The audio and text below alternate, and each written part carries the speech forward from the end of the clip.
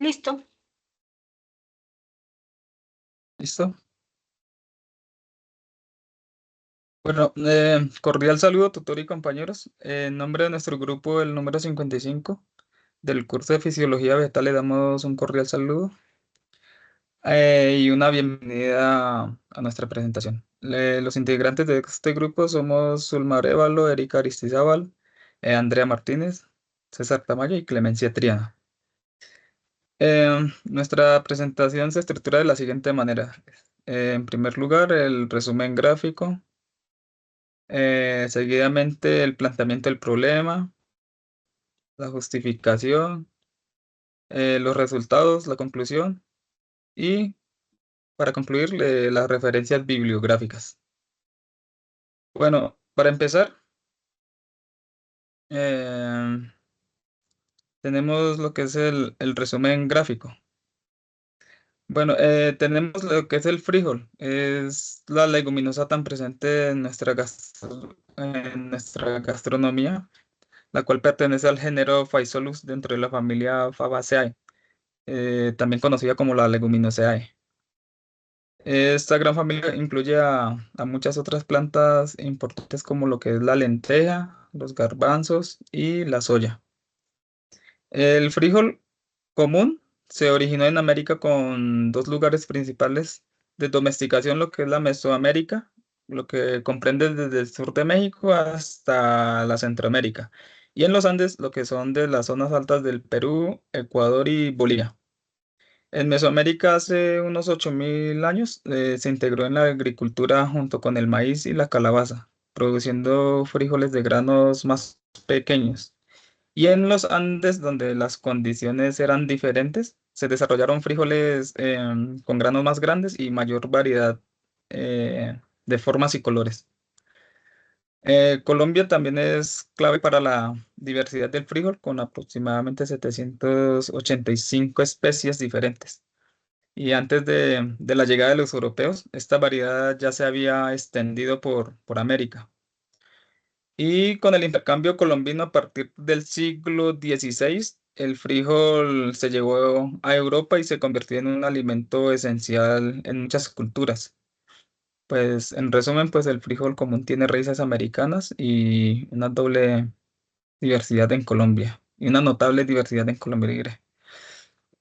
Bueno, sobre la salinidad. Esto se refiere a la concentración de sales solubles en las zonas de las raíces de las plantas y se produce cuando estas sales, como lo que es el sodio y el cloro, se acumulan a nivel perjudicial para los cultivos. Este fenómeno se genera estrés salino, lo que dificulta la absorción del agua. Puede ser tóxico para las plantas y causa desequilibrios nutricionales. Esto afecta su crecimiento y productividad. Para manejar la salinidad y es crucial implementar prácticas como un riego adecuado y elegir cultivos tolerantes a la sal.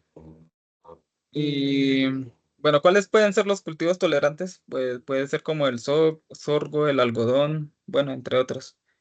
Y también mejorarle el drenaje del suelo, asegurando así la salud y el rendimiento agrícola. Tenemos también lo que es el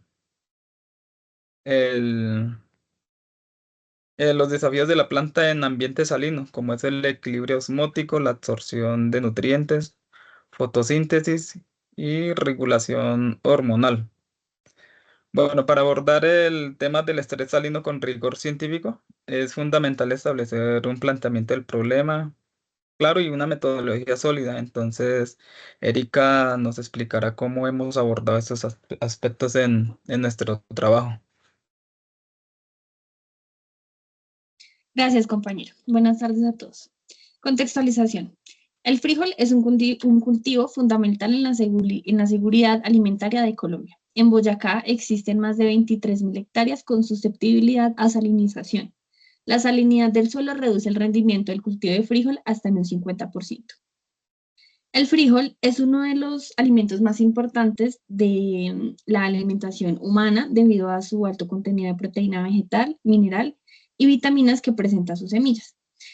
En el continente americano, el cultivo del frijol se encuentra distribuido en las regiones tropicales y subtropicales desde los 52 grados latitud norte hasta los 32 grados latitud sur, desde el nivel del mar hasta los 3.000 metros de altura. La identificación del problema es analizar los efectos de la planta del frijol cuando son expuestos a diferentes concentraciones de cloruro de sodio. Las concentraciones son 30, 60, 90 y 120 micromoles, contra un grupo de control que no tiene ningún tipo de sal. La relevancia del problema explica por qué es importante abordar este problema, destacando las posibles implicaciones y consecuencias al no resolverlo. Metodología. Se utilizaron semillas comerciales de frijol tipo carioca y cargamanto, suministrado por el Centro Nacional de Investigación de Arroz y Frijol. Las semillas fueron germinadas en sustrato de arena lavada y desinfectada.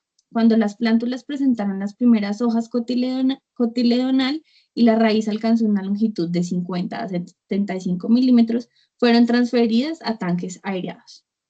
El diseño del experimento se realizó en condiciones de invernadero en la Unidad de Crecimiento de Plantas de la Universidad Federal de Vicosa, en los meses de marzo y abril de 2007. La temperatura promedio fue de 34 grados Celsius más o menos 3 grados, y la humedad relativa varió entre 60 y 70%. El diseño experimental utilizado fue en bloques completos al azar, el arreglo factorial contra repeticiones. El experimento evaluó diferentes ecotipos denominados factor experimental A y el factor B correspondió a las intensidades lumínicas y el factor C a la salinidad.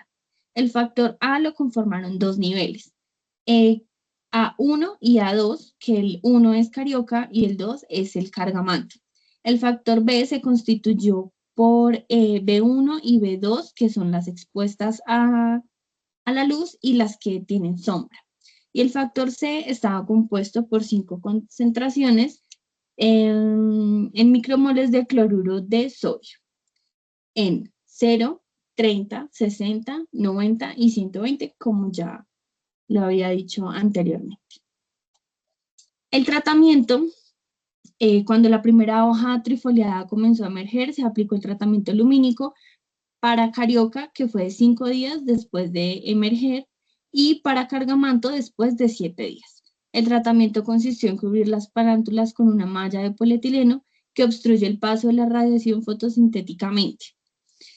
En promedio, las plantas expuestas en condiciones de radiación del invernadero y las plantas con sombra llegaron a recibir al mediodía un par de 1600 más o menos 50 y 750 más o menos 50 micromoles respectivamente.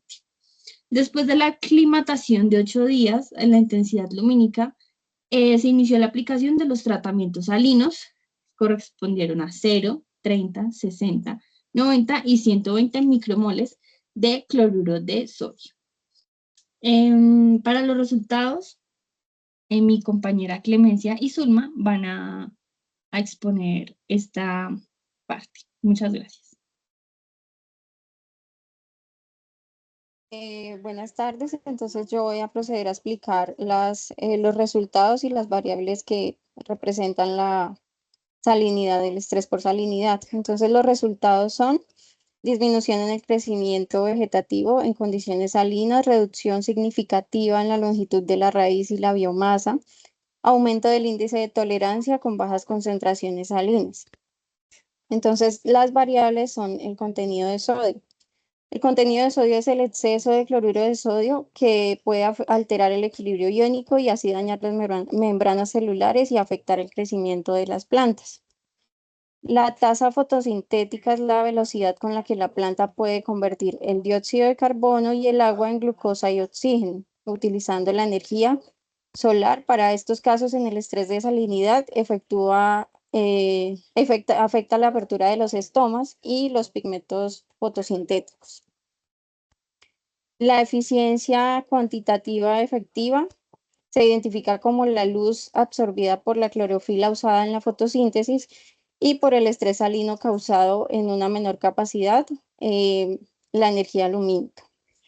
El coeficiente de extinción no fotoquímica Es la cantidad de energía lumínica que la planta disipa como calor para protegerse del exceso de luz. Y en la salinidad se conoce como el mecanismo de defensa que tiene la planta para reducir este daño. La concentración de dióxido de carbono en el estrés salino se disminuye en la apertura de los estomas, reduciendo la entrada de dióxido de carbono en la planta y limitando la fotosíntesis. El potencial osmótico es la capacidad de agua para moverse dentro de la planta por la presencia de solutos. En condiciones de salinidad, el potencial osmótico disminuye y debido a esta dificultad de absorción de agua a través de las raíces causa una deshidratación celular. La conductancia estomática es la factibilidad en el dióxido de carbono, entra y el vapor de agua sale en las hojas a través de los estomas. Y en la salinidad lo que pasa es que reduce la conductancia estomática como mecanismo de defensa para disminuir la pérdida de agua. Y por último tenemos la eficiencia cuántica potencial, que es la eficiencia máxima fotosistémica cuando todos los centros de reacción están abiertos en condiciones óptimas. En la salinidad existe una reducción y el valor indica daño en el aparato fotosintético. Entonces eso es común en el estrés salino. Le doy la palabra a la compañera Clemencia que nos va a explicar unas gráficas sobre las variables.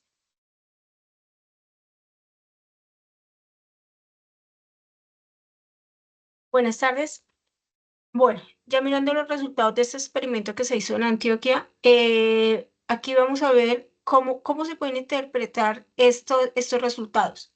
Cuando hablamos de contenido sódico, de sodio, entonces aquí en cada una de las gráficas vamos a tener, cada una de esas barras me va a representar el 0%, el 30%, el 60%, el 90% y el 120 grados de salinidad que se le coloca a cada planta.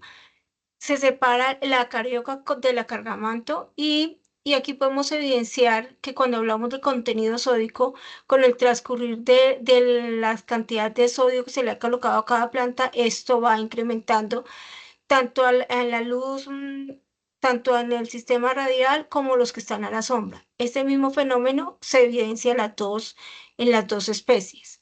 Situación contraria ocurre en el potencial osmótico, que era lo que necesitábamos que se mantuviera estable. Él empieza a reducir cuando hay grandes cantidades salinas.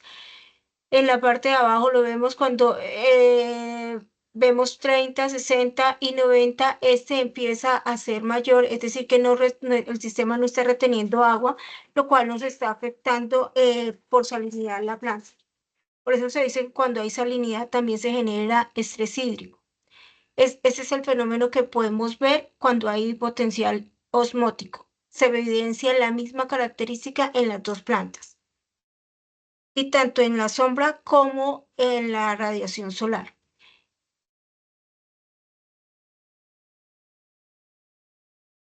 Estos otros fenómenos, estos otros resultados, conductividad estomática, aquí vemos cómo la planta, digamos, las dos presentan exactamente el mismo fenómeno, tanto la carioca como el cargamanto.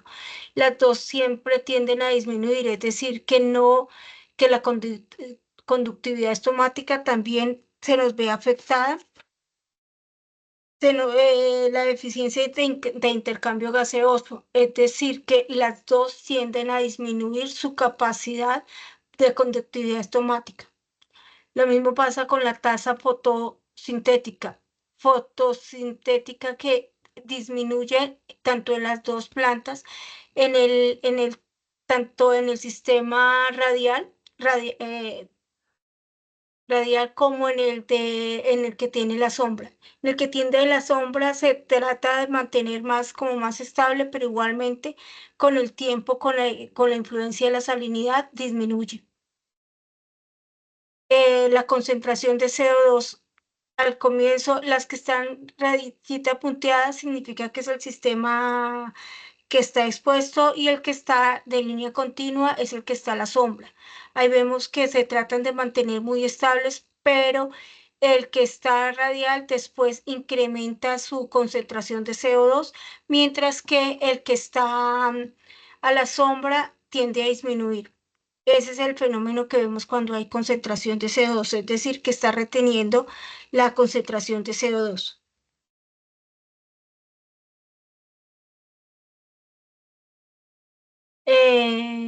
Otra vez. ¿Qué me pasa?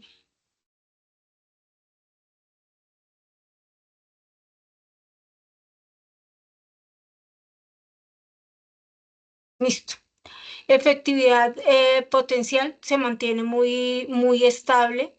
La única parte donde cambia es en la parte donde hay iluminación y es en el último grado de salinidad. En la parte carioca y en la parte de cargamanto también es muy estable. La efectividad cuántica efectiva tiende a disminuir en el último grado de salinidad. Y el coeficiente de extinción de no fotoquímica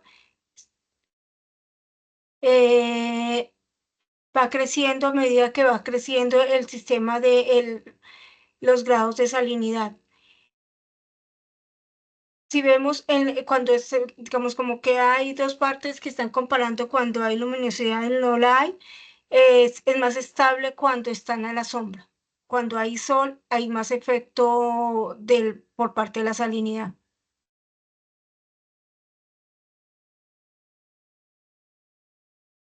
Eso es todo. Las conclusiones nos va a colaborar Jimena.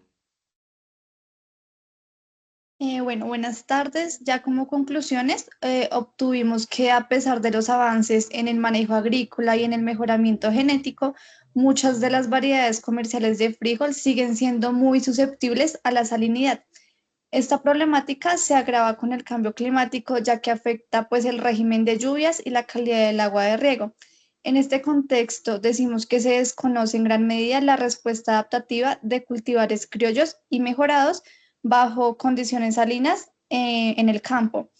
Además, pues la falta de estudios sobre mecanismos fisiológicos y moleculares limita la implementación de prácticas sostenibles para contrarrestar el impacto de la salinidad en zonas agrícolas vulnerables. También podemos concluir, durante algunos estudios recientes se ha podido evidenciar que algunas variedades de frijol desarrollan adaptaciones morfofisiológicas ante condiciones salinas moderadas, lo cual permite pues seleccionar genotipos más tolerantes y también el desarrollo de programas de mejoramiento genético, estos enfocados en la resiliencia al estrés ambiental. Tenemos también que el analizar la respuesta del frijol al estrés salino nos permite identificar también mecanismos de tolerancia que podrían ser pues aprovechados en programas de fitomejoramiento y la aplicación de herramientas como análisis de expresión genética, monitoreo del contenido de solutos y la evaluación del sistema antioxidante puede revelar diferencias significativas entre los cultivares. Y ya por último, para finalizar, tenemos nuestras referencias bibliográficas, las cuales pues utilizamos en esta presentación, que respaldan la información aquí expuesta y garantizan la veracidad de los datos presentados. Muchas gracias. Gracias.